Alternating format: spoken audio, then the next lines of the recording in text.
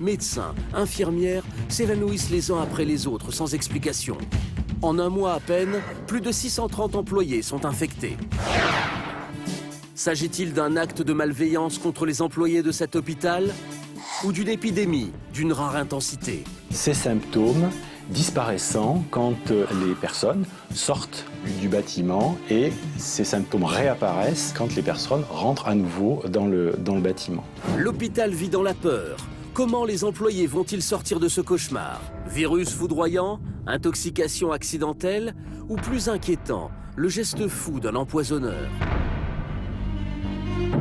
Les enquêteurs vont mettre un mois pour découvrir la vérité sur cet incroyable phénomène qui a semé la panique dans l'un des plus grands hôpitaux français.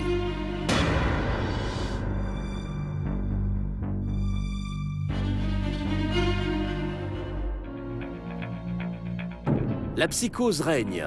Alors que les malaises se multiplient, le directeur de l'hôpital, El Hadi Ben Mansour, décide très rapidement d'en informer les autorités, notamment la police. Pour enrayer cette série noire, avec l'aide des médecins, ces enquêteurs vont d'abord interroger les premières victimes, les 6 sages-femmes. Au vu de leurs témoignages, ils vont échafauder une première hypothèse. Un virus foudroyant a-t-il frappé l'hôpital? Elle se plaignait de maux de tête intenses, de nausées et de picotements, qui effectivement les inquiétaient au plus haut point. Les premières victimes ont exactement les mêmes symptômes étranges. Seraient-ce les effets d'une grippe virulente qui aurait contaminé tout le service? Mais les premières observations vont rapidement balayer cette hypothèse. Non seulement les sages-femmes n'ont aucune fièvre, mais surtout aucune trace de virus n'est décelée sur les victimes. Alors que l'enquête vient à peine de commencer, le phénomène qui frappe l'hôpital prend une tournure de plus en plus inquiétante. En même temps, je dirais, de la poursuite de l'enquête qui a été lancée dès les premiers instants, nous avons eu à déplorer un certain nombre de cas qui augmentaient crescendo, de jour en jour, de malaise. Nous sommes 4 jours seulement après les premiers malaises, et le mal se répand comme une traînée de poudre. Désormais, ce sont 150 personnes, infirmières, sages-femmes ou médecins, qui dans tous les services se plaignent des mêmes vertiges.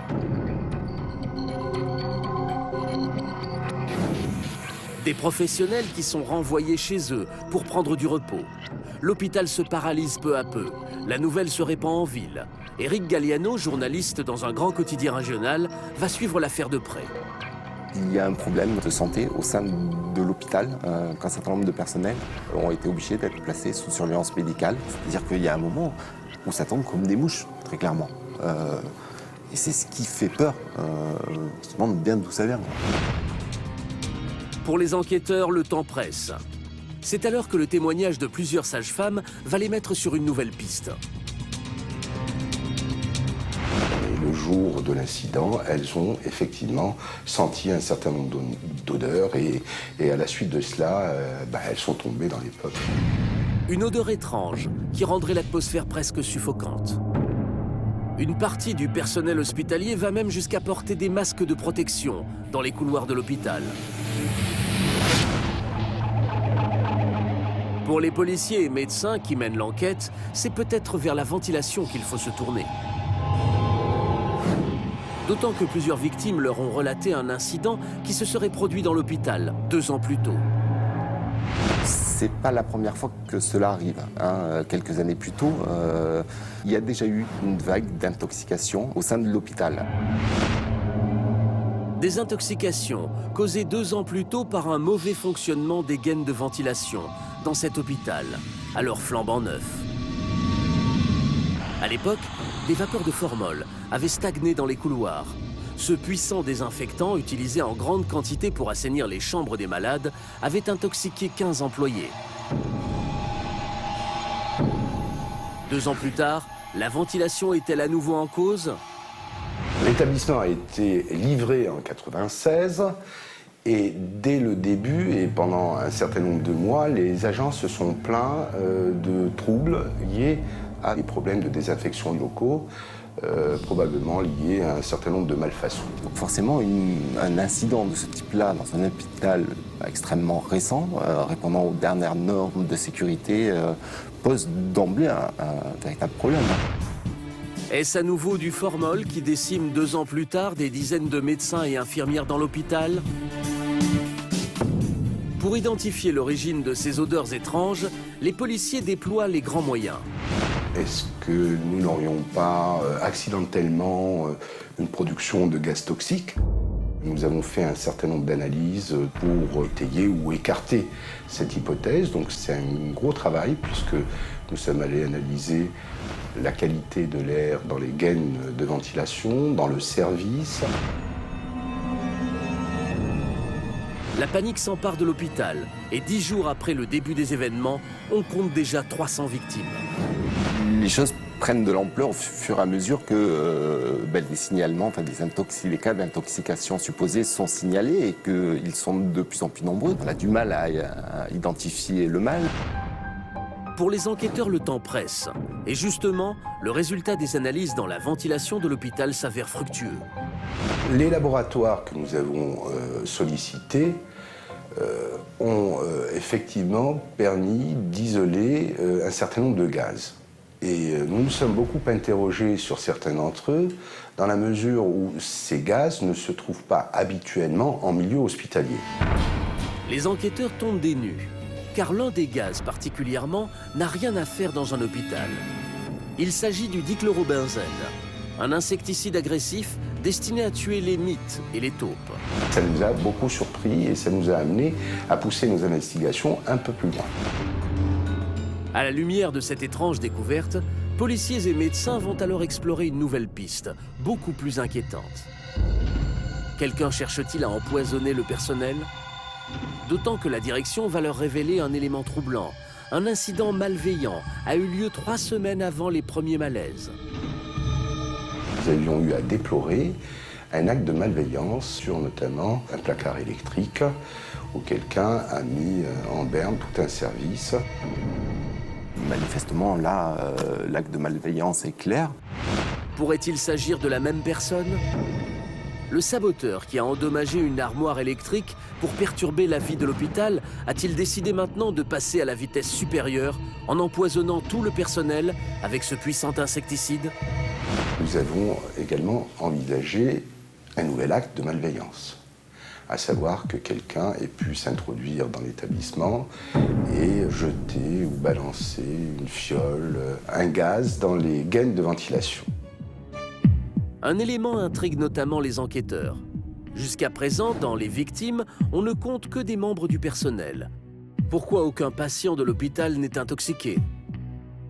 Un indice qui confirmerait la thèse selon laquelle quelqu'un en voudrait aux employés. Mais les enquêteurs vont déchanter. En effet, les analyses effectuées sur les victimes ne vont révéler aucune trace de ce gaz toxique dans leur sang. Les personnes qui se disent victimes effectivement de ces émanations-là, elles, dans leur sang, on ne retrouve pas la présence de ces gaz-là. Les enquêteurs sont dans l'impasse.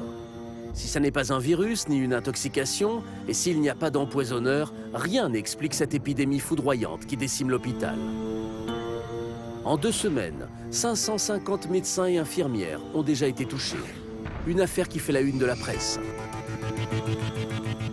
Les enquêteurs totalement déboussolés se tournent alors vers le directeur de tous les hôpitaux de la région.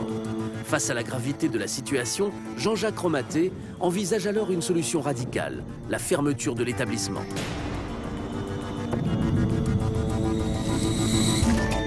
Je me suis demandé s'il était raisonnable de continuer à faire fonctionner l'hôpital avec autant d'inquiétudes. Et donc, pendant un week-end entier, avec mes collègues, nous avons préparé très réellement et très concrètement l'évacuation de l'hôpital. On doit, en très peu de temps, c'est-à-dire en 24 à 48 heures, évacuer l'ensemble de l'établissement.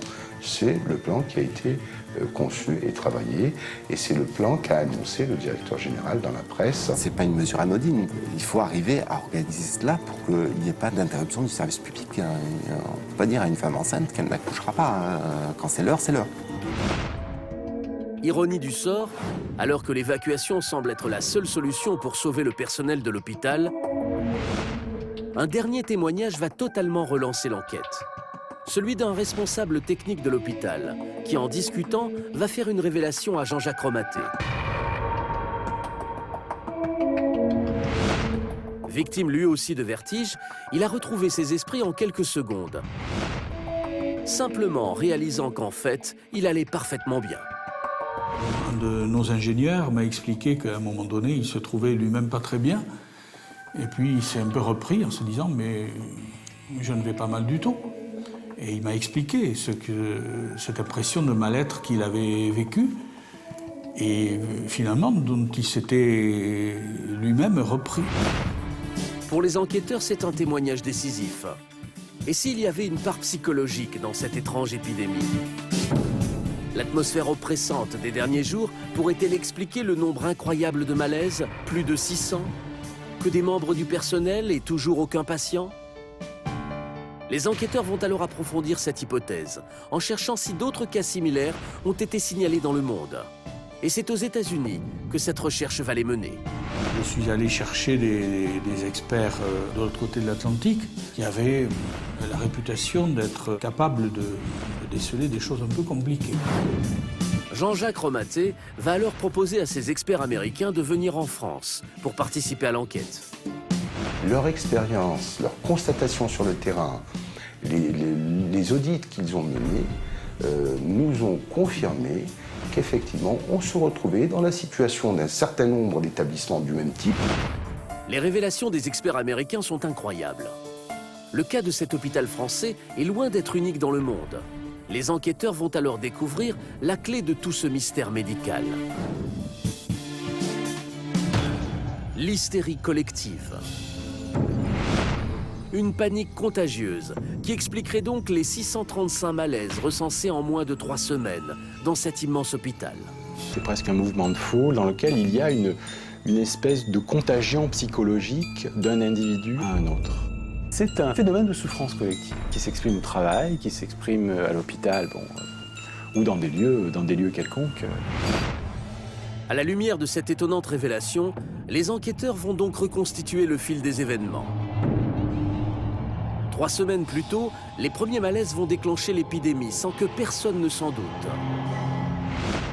C'est au fil des jours que des centaines de médecins, infirmières et sages-femmes vont se transmettre l'épidémie inconsciemment. La séquence est toujours un petit peu la même, c'est-à-dire qu'il y a une personne, la première qui est atteinte de cet ensemble de symptômes, et progressivement, ces symptômes se développent de proche en proche à d'autres personnes, jusqu'à former une espèce de petite épidémie. Quand une personne voit sa collègue faire un malaise, qu'elle prenne elle-même, si je puis dire, les symptômes de l'autre, c'est totalement inconscient. Et chose étonnante, les enquêteurs vont découvrir, en réinterrogeant les victimes, que leurs maux de tête et leurs vertiges disparaissent dès lors qu'elles quittent l'hôpital.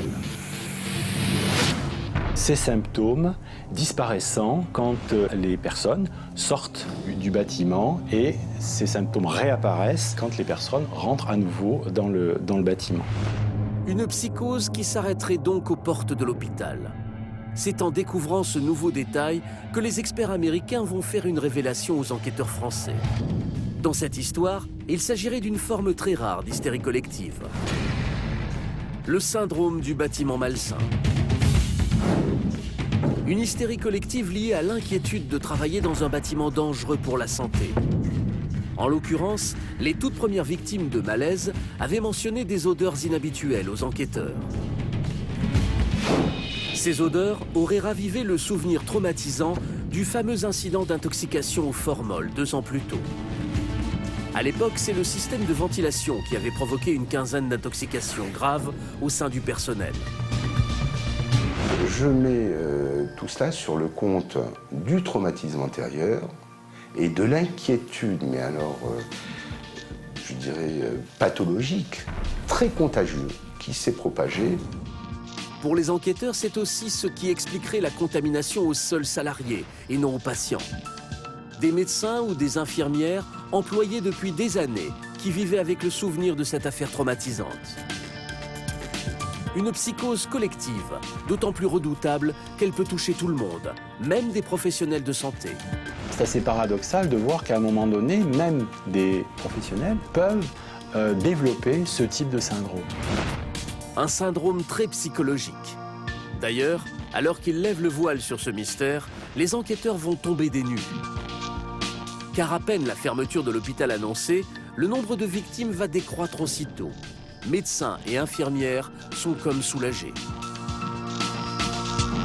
Je pense que cette publication a eu beaucoup d'effets, puisque à partir de là, on a noté une décroissance tout à fait considérable des arrêts. Une hystérie qui a laissé des traces. Il a fallu plus de 10 ans à certains salariés de cet hôpital du sud de la France pour oublier ce traumatisme. Il s'agit d'une crise majeure, très angoissante, qui a touché des centaines de professionnels, ce qui est extrêmement rare en milieu hospitalier. Avec plus de 600 victimes, cette affaire reste la plus spectaculaire jamais recensée en France. Pourtant, depuis, ce syndrome a frappé à nouveau dans le pays. Des hôpitaux, mais aussi des mairies ou encore des écoles. Un phénomène qui inquiète de plus en plus les autorités françaises. Aux États-Unis, où la maladie est observée depuis bien plus longtemps, les médecins estiment que près de 5% des salariés risquent un jour d'être touchés par une hystérie collective.